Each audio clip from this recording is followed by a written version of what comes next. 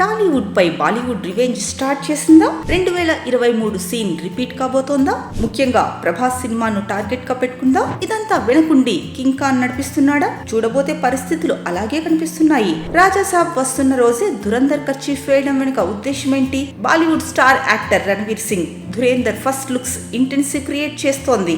అందులో no doubt. కానీ release date మాత్రం డౌటే కలిగిస్తోంది. డిసెంబర్ 5న వస్తున్నట్లు అనౌన్స్ చేసింది టీమ్. అంటే సరిగ్గా రాజాసాబ్ వచ్చే రోజే మారుతి 2 ఏళ్లకు పైగా చెక్కుతున్న రాజాసాబ్ పలుమార్లు వాయిదా పడి రీసెంట్లీ డేట్ లాక్ చేసుకుంది. లాస్ట్ ఇయర్ ఎండింగ్ పుష్ప 2 మాదిరి ప్రభాస్ కూడా మరోసారి బాలీవుడ్ బాక్స్ ఆఫీస్ ను రఫాడించబోతున్నాడని సంబరపడిపోయారు ఫ్యాన్స్. కానీ బీటౌన్ 2023ని దృష్టిలో పెట్టుకుని రివెంజ్ డ్రామా స్టార్ట్ చేసింది. రాజాసాబ్ డిసెంబర్ 5న రిలీజ్ చేస్తున్నామని అనౌన్స్ అంటూ వీక్స్ కూడా కాలేదు. ధురంధర్ రీసెంట్లీ ఈ డేట్ పై కర్చీఫ్ వేయడం చూస్తుంటే 2023 సీన్ గుర్తు చేస్తోంది. ఆ ఏడాది పఠాన్, జవాన్ బ్యాక్ టు బ్యాక్ భారీ హిట్స్ కొట్టి 1000 కోట్ల కలెక్షన్ తో షారుఖ్ బాలీవుడ్ ను రూల్ చేస్తున్న టైంలో డంకీతో మరో 1000 కోట్లు కొల్లగొట్టి తనకు ఎదురు లేదని చెప్పేందుకు రెడీ అయ్యాడు. అదిగో అప్పుడే సలార్ ఒక్కరోజు గ్యాప్ తో వచ్చి బాద్షా కలెక్షన్లకు గండి కొట్టింది. బాలీవుడ్ లో కూడా రెబ్లోడ్ మాస్ అపియరెన్స్ కు ఫిదా అయిన ఆడియన్స్ కోట్లు కుమ్మరించారు. డిసెంబర్ 21న రాజ్ కుమార్ హిరానీ దర్శకత్వంలో వచ్చిన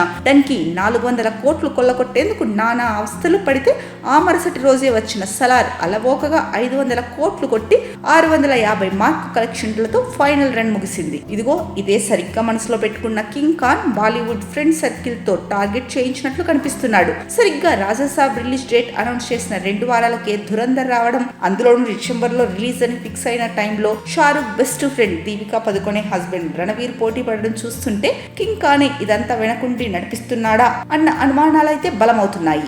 దీంతో ఇయర్ ఎండింగ్ మరోసారి బాలీవుడ్ బాక్స్ ఆఫీస్ దగ్గర వార్ స్టార్ట్ కాబోతోంది. మరి బాలీవుడ్ ప్రేక్షకులు హర్రర్ కామెడీకా లేక యాక్షన్ ఎంటర్టైనర్ కి పట్టం కడతారా చూడాలి. ఇందులో ఎవరు గెలిచినా 2 సక్సెస్ అయినా క్రెడిట్ కొట్టే స్థితి మాత్రం సంజయ్ దత్తే. ఎందుకంటే ఈ 2 సినిమాల్లోనూ కీ రోల్ లో కనిపించబోతున్నది సంజయ్ దత్తే కాబట్టి.